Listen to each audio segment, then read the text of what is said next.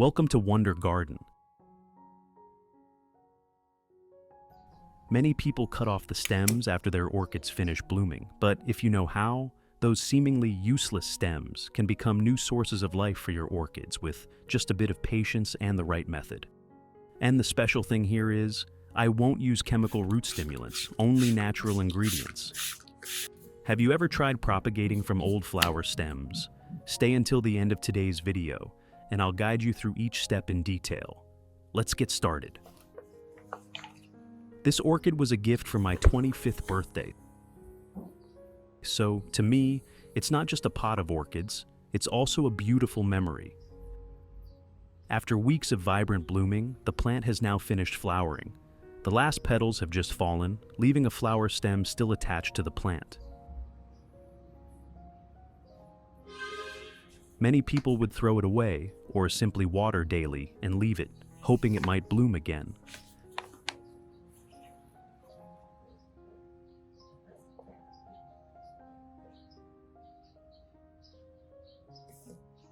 But for me, this is the time to give the plant new vitality, preparing it for a new life cycle. And don't rush to discard those old flower stems. They'll be used for propagation, which I'll share in today's video. I'll cut off the parts where flowers have already bloomed and keep the nodes that haven't opened yet.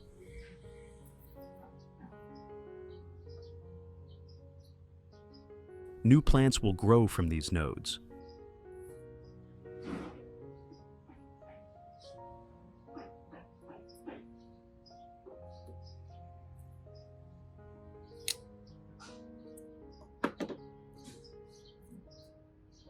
Use a sharp knife to cut again, to avoid crushing the tip of the flower stem.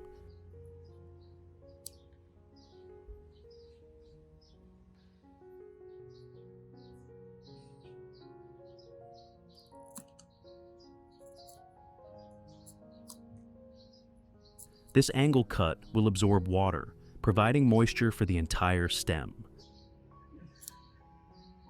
I have created subtitles in multiple languages. Please select your preferred language, comment below, and let me know which country you are watching from.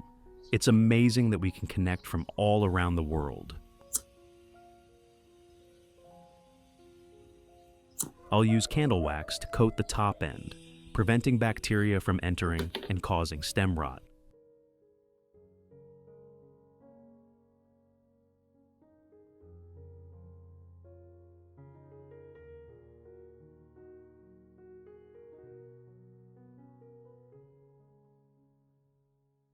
With orchids bought from stores or received as gifts, they're usually planted in moss like this by nurseries.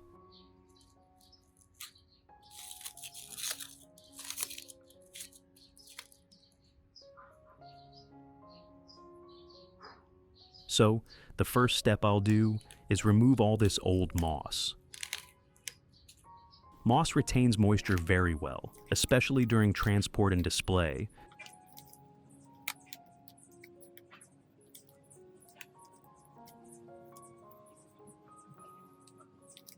However, if left in damp moss for too long, the roots can easily become waterlogged and rot, especially if we water without properly controlling humidity.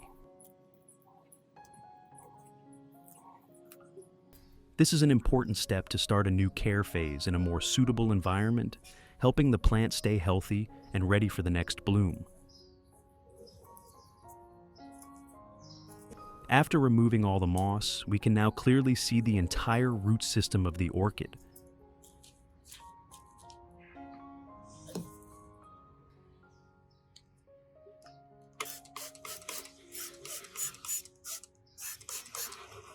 You'll notice some roots are still plump, off-white, or jade green when moist. These are healthy roots that should be kept. However, there will also be many roots that are rotten, mushy, or blackened, often due to prolonged moisture in the old moss. At this point, I'll proceed to cut away all the damaged roots using sharp, pre-sterilized scissors.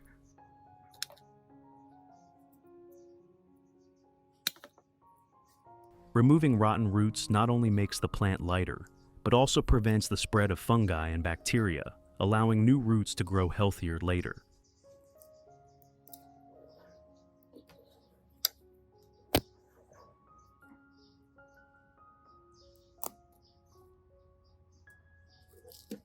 If left, these roots not only take up space and hinder new root growth, but can also harbor mold and bacteria, negatively affecting the healthy roots. After cutting away all the rotten and damaged roots, the next step is to rinse the entire plant under a gentle stream of running water. This removes any remaining root fragments, soil, or pathogens that may have clung to the stem during processing. A gentle stream of water cleans naturally without harming the plant, while also cooling the plant after trimming.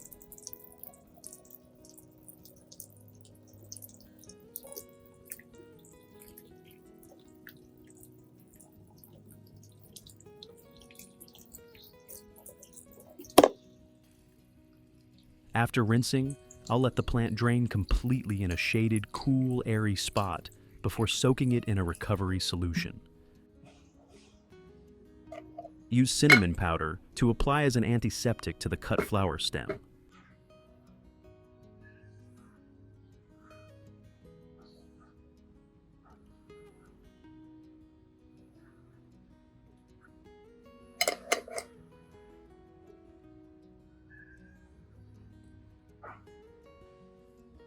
To revive this orchid, I'll use a simple, easy-to-find ingredient: garlic.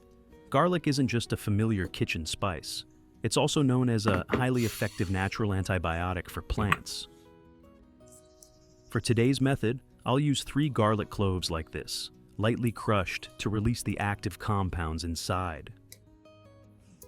Garlic contains allicin, a compound that kills bacteria and fights fungi, protecting the plant from root rot causing pathogens.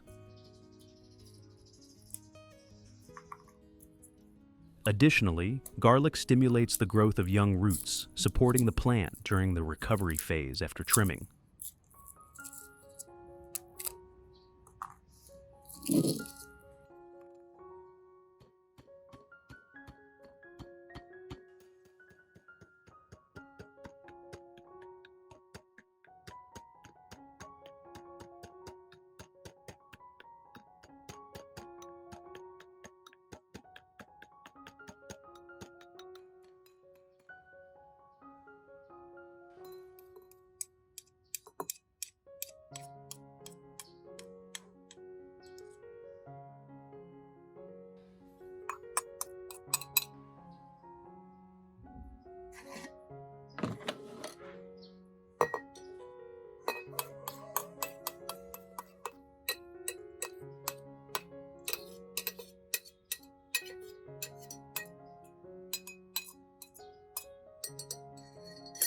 Next, I'll soak the crushed garlic in 500 milliliters of hot water, not boiling, but warm enough to extract the beneficial compounds in garlic effectively.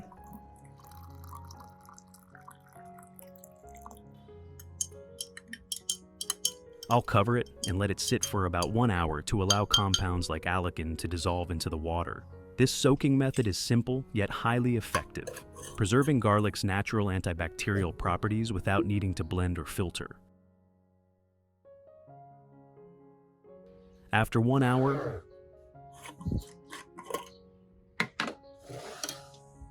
I'll filter out the garlic solids.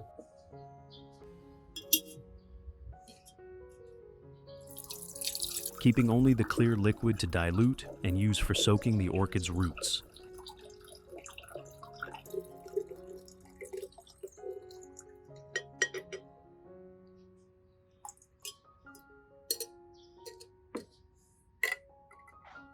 Add 1.5 liters of room temperature water.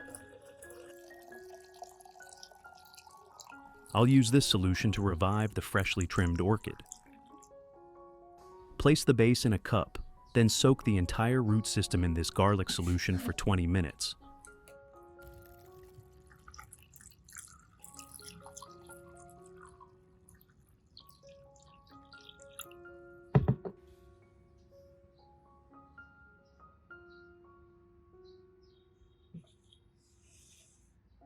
For the flower stem I cut earlier, we need to peel off the outer sheaths of these nodes. These thin layers act like a protective membrane, but when the stem is cut for propagation, they can hinder sprouting, if not removed. I'll use my hands or a fine tool to gently peel off the sheath on each node, carefully to avoid scratching the flesh inside.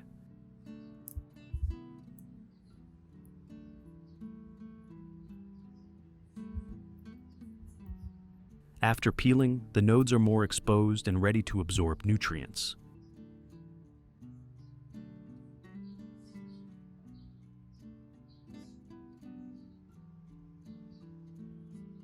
Place it in a cup, pour the garlic solution in, and soak it for 20 minutes.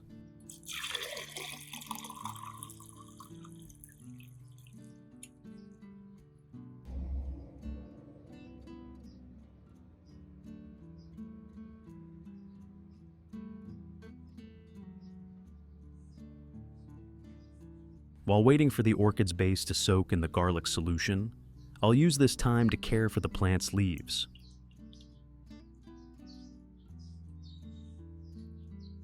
I use a soft cotton pad, lightly dipped in the diluted garlic solution, and gently wipe each leaf of the plant. Wiping the leaves removes dust, cleans the surface for better photosynthesis, and limits the growth of mold and bacteria, especially in leaf crevices or undersides, where moisture often accumulates.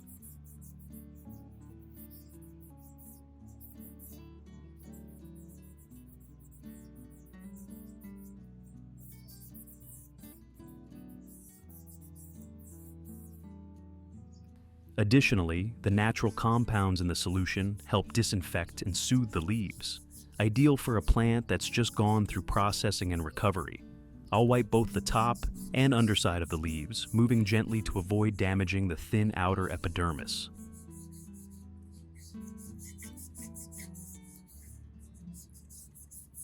This small step helps the plant feel more awake, absorb light better, and prepare for comprehensive recovery from roots to tips. After 20 minutes, I'll take the orchid out and proceed to repot it in a new pot. At this point, the plant has been cleaned, disinfected, and is ready to enter the revival phase in a new environment. I'll use a plastic pot with good ventilation holes like this. Line the bottom of the pot with some foam to increase aeration for the plant. This also helps greatly when securing the plant with a stake later.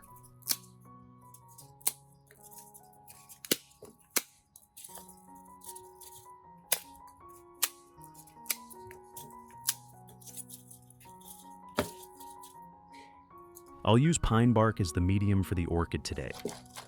This is one of the most common media for growing orchids, as it retains moisture well while ensuring the necessary aeration, ideal for healthy root development. For a plant in the recovery stage like this, I prefer finely crushed pine bark. It retains moisture better and helps young roots grip easily. Before planting, I soaked the pine bark in clean water for a few hours, then drained it. This removes dust, residual sap, and pre-moistens it, so the plant doesn't get shocked when planted in a dry medium.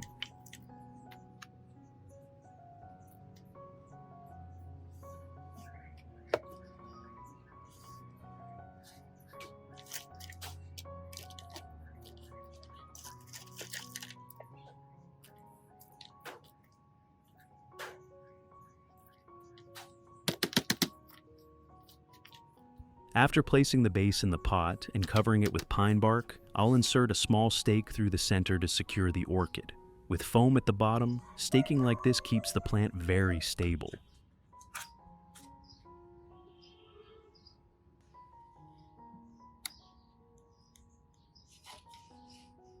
Cover with a thin layer of moss to retain moisture for the plant.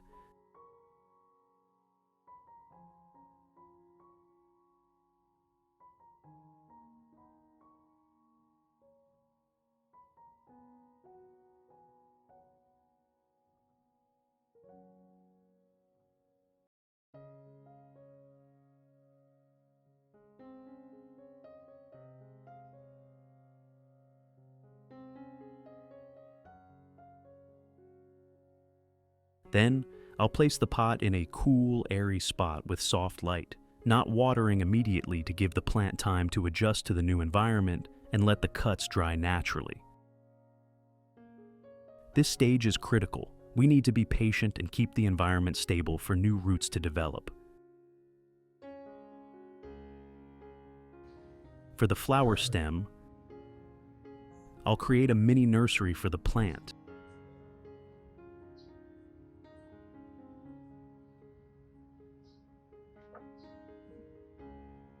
I use floral foam.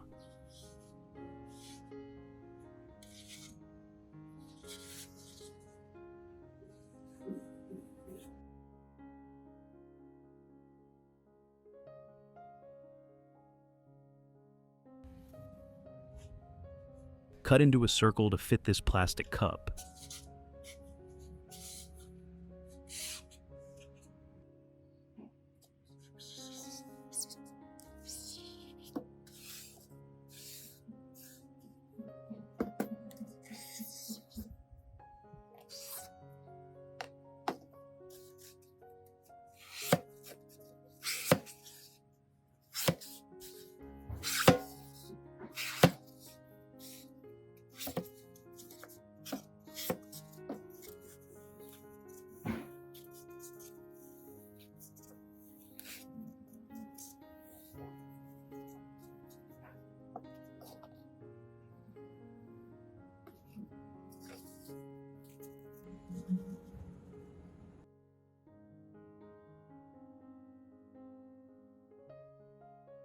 Insert the flower stem into it. Add clean water, just enough to soak the foam inside.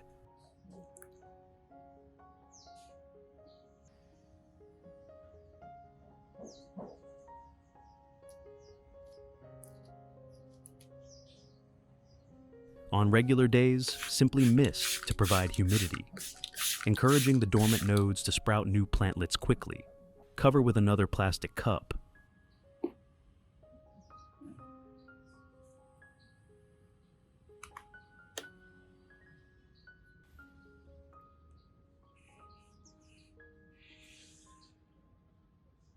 Then, I'll place the pot in a cool, airy spot with soft light.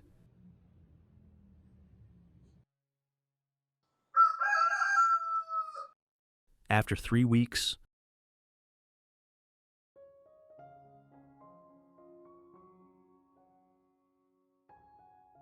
the dormant nodes have developed into new shoots.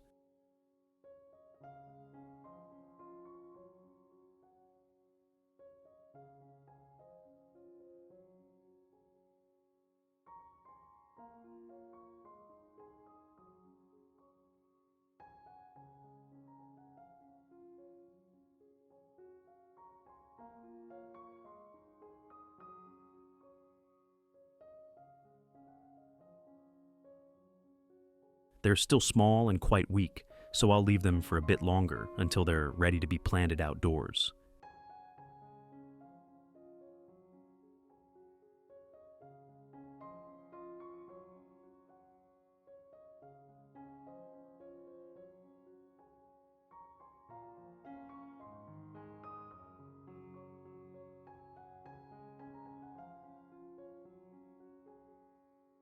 Results after 2 months.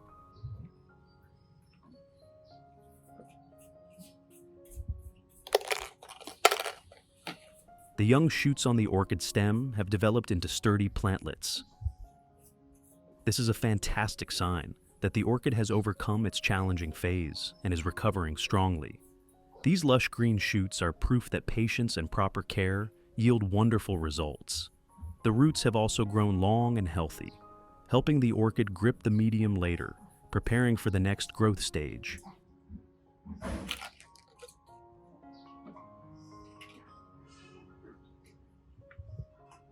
These plantlets can now be separated and propagated into new orchids, creating many healthy plants from a single original base.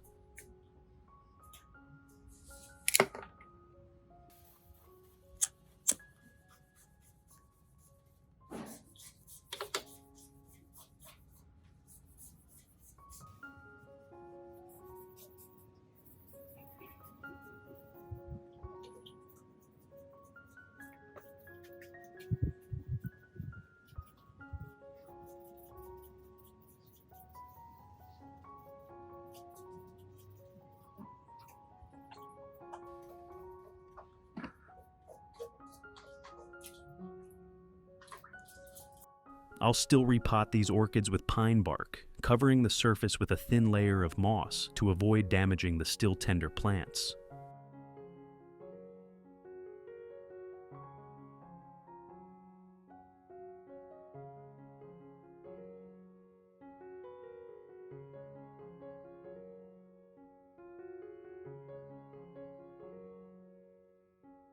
Place the plant on top without burying it in the medium. The roots will naturally grip and grow into the medium later.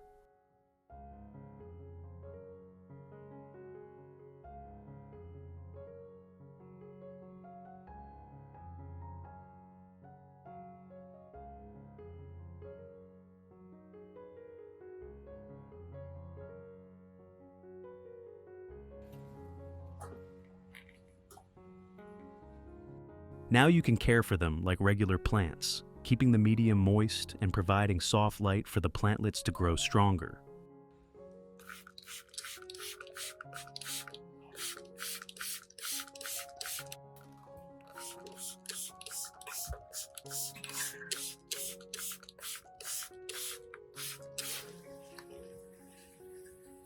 Remember that with orchids or any plant, patience and proper care always bring amazing results. Every step in this process is crucial, from processing the plant and caring for the roots to choosing the right medium. Thank you for watching and joining me throughout this process. I hope my sharing helps you gain more experience in caring for and propagating orchids. If you have questions or need more advice, don't hesitate to leave them below the video. Remember, caring for plants is a long journey, and each plant has its own story. Wishing you success and see you in the next videos.